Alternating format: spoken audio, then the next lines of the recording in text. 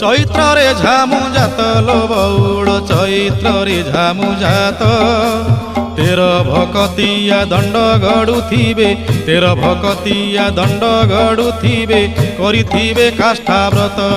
ଚାଲ ଚାଲ ସଖୀ ଯିବା ଦେଖି କାକଟପୁରକୁ ଯିବା ଦେଖି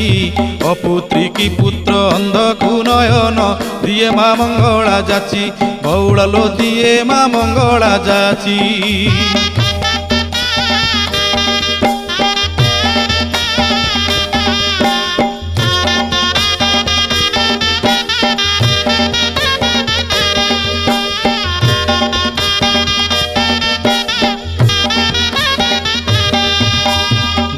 ଦୋଳ ପରେ 21 ଦିନ ପୀଠରେ ଲାଗିବ ନାଟ